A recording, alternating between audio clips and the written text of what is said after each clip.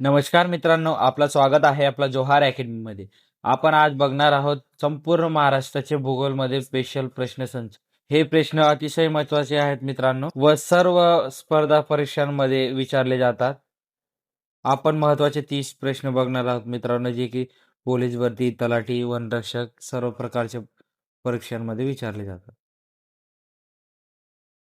प्रश्न पहिला, महाराष्ट्राचा किती टक्के भाग दख्खनच्या पठाराने व्यापलेला आहे? तर महाराष्ट्राचा 90% भाग हा दख्खनच्या पठाराने व्यापलेला आहे मित्रांनो. ऑप्शन क्रमांक 4 आपला राईट आन्सर असणार आहे. प्रश्न दुसरा, खालीलपैकी कोणत्या जिल्ह्यात सर्वात कमी वनक्षेत्र आहे? तर लातूर या जिल्ह्यात सर्वात कमी वनक्षेत्र आहे मित्रांनो. ऑप्शन क्रमांक 2 आपला राईट आन्सर असणार आहे. प्रश्न क्रमांक 3, महाराष्ट्राचे सर्वात जास्त क्षेत्रफळ कोणत्या नदीने व्यापलेले आहे? तर महाराष्ट्राचे सर्वात जास्त क्षेत्रफळ गोदावरी नदीचे व्यापलेले आहे मित्रांनो. ऑप्शन क्रमांक 1 आपला राईट आन्सर असणार आहे.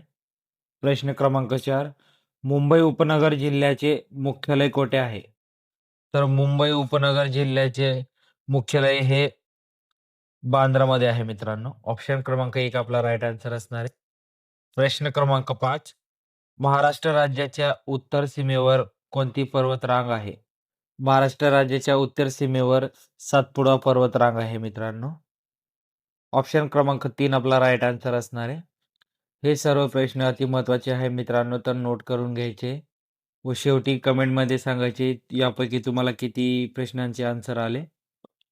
प्रश्न क्रमांक 6, कोयना धरणातील जलाशय कोणत्या नावाने ओळखले जाते? तर कोयना धरणातील जलाशय हे शिवसागर जलाशय नावाने ओळखले जाते मित्रांनो. ऑप्शन क्रमांक 3 आपला राईट आन्सर असणार आहे. प्रश्न क्रमांक 7, महाराष्ट्राची उत्तर दक्षिण लांबी किती किलोमीटर आहे?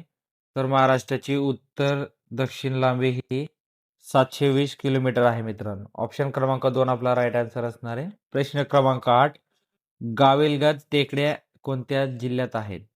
तर गाविलगडचे जे टेकड्या आहेत तर त्या कोणत्या जिल्ह्यात आहेत मित्रांनो? गाविलगड टेकडे हे अमरावती जिल्ह्यात आहे मित्रांनो. ऑप्शन क्रमांक 1 आपला राईट आन्सर असणार आहे. प्रश्न क्रमांक 9 बघूया. त्र्यंबकेश्वर येथे खालीलपैकी कोणत्या नदीचा उगम होतो? त्र्यंबकेश्वर येथे खालीलपैकी कोणत्या नदीचा उगम होतो मित्रांनो? तर गोदावरी नदीचा उगम होतो. ऑप्शन क्रमांक 4 आपला राईट आन्सर असणार आहे. प्रश्न क्रमांक 10, महाराष्ट्राचा सर्वसाधारण आकार कसा आहे? तर महाराष्ट्राचा सर्वसाधारण आकार हे त्रिकोणाकृती आहे मित्रांनो. ऑप्शन क्रमांक 2 आपला राईट आन्सर असणार आहे. प्रश्न क्रमांक 11, महाराष्ट्र कोणत्या भागामध्ये सर्वाधिक पाऊस पडतो?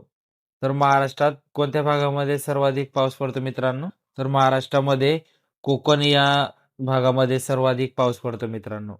ऑप्शन क्रमांक 1 आपला राईट आन्सर असणार आहे. प्रश्न क्रमांक 12 बघूया.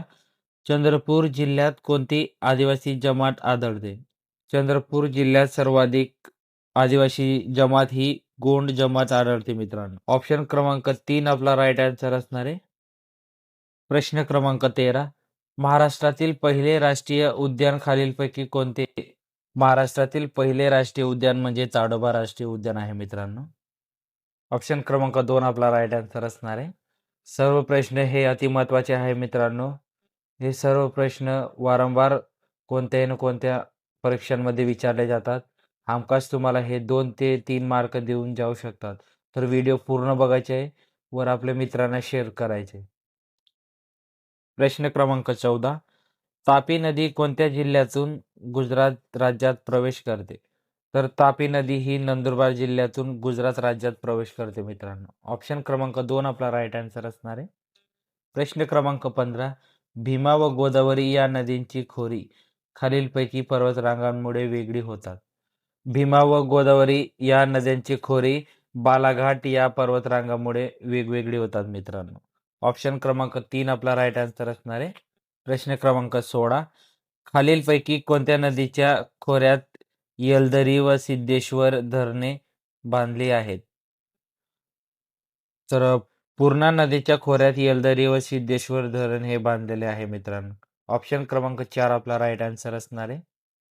प्रश्न क्रमांक 17, महाराष्ट्र राज्यात डोलोमाइट खालीलपैकी कोणत्या जिल्ह्यात आढळते? महाराष्ट्रात डोलोमाइट हे यवतमाळ जिल्हा व रत्नागिरी जिल्ह्यामध्ये आढळते मित्रांनो. ऑप्शन क्रमांक 3 आपला राईट आन्सर असणार आहे. प्रश्न क्रमांक 18. लोणार सरोवर कोणत्या जिल्ह्यात आहे? तर लोणार सरोवर हे बुलढाणा जिल्ह्यात आहे मित्रांनो. ऑप्शन क्रमांक 4 आपला राईट आन्सर असणार आहे. आपण जर इथपर्यंत आपला व्हिडिओ बघत असतील तर आपल्या चॅनलला सबस्क्राईब करायचे व आपल्या मित्रांना शेअर करायचे मित्रांनो.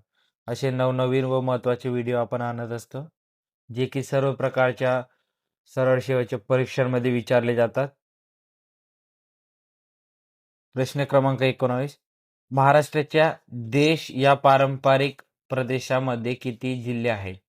तर महाराष्ट्राच्या देश या पारंपरिक प्रदेशामध्ये एकूण 7 जिल्हे आहेत मित्रांनो. ऑप्शन क्रमांक 3 आपला राईट आन्सर असणार आहे. प्रश्न क्रमांक 20. महाराष्ट्राच्या टिंबटिंबकडील नैसर्गिक सीमा सातपुडा पर्वतरांग व माविलगड टेकड्या निर्माण करते. तर महाराष्ट्राच्या उत्तरेकडील नैसर्गिक सीमा सातपुडा पर्वतरांग व माविलगड या टेकड्या निर्माण करते मित्रांनो. ऑप्शन क्रमांक 1 आपला राईट आन्सर असणार आहे. प्रश्न क्रमांक 21. खालीलपैकी सह्याद्री पर्वतातील सर्वात उंच शिखर कोणते? सह्याद्री पर्वतातील सर्वात उंच शिखर हे कळसुबाई शिखर आहे मित्रांनो.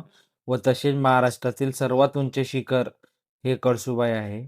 ऑप्शन क्रमांक 2 आपला राईट आन्सर असणार आहे. प्रश्न क्रमांक 22.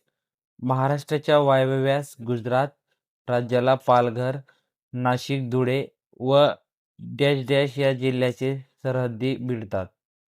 महाराष्ट्राच्या वायव्यात गुजरात राज्य आहे व तसेच पालघर, नाशिक, धुळे व नंदुरबार या जिल्ह्याची सरहद भिडतात मित्रांनो. ऑप्शन क्रमांक 3 आपला राईट आन्सर असणार आहे. प्रश्न क्रमांक 23. खालीलपैकी कोणते शिखर अमरावती जिल्ह्यातील सर्वोच्च शिखर आहे? तर बैराट शिखर हे अमरावती जिल्ह्यातील सर्वोच्च शिखर आहे मित्रांनो. ऑप्शन क्रमांक 1 आपला राईट आन्सर असणार आहे. प्रश्न क्रमांक 24. पारस औष्णिक विद्युत केंद्र कोणत्या जिल्ह्यात आहे? तर पारस औष्णिक विद्युत केंद्र हे अकोला जिल्ह्यात आहे मित्रांनो. ऑप्शन क्रमांक 2 आपला राईट आन्सर असणार आहे. प्रश्न क्रमांक 25. खालीलपैकी आंबा घाट कोणत्या मार्गावर आहे? आंबा घाट हे कोल्हापूर व रत्नागिरी या मार्गावर आहे मित्रांनो. ऑप्शन क्रमांक 4 आपला राईट आन्सर असणार आहे. प्रश्न क्रमांक 26. खालीलपैकी कोणती अनुसूचित जमात ठाणे जिल्ह्यात आढळत नाही?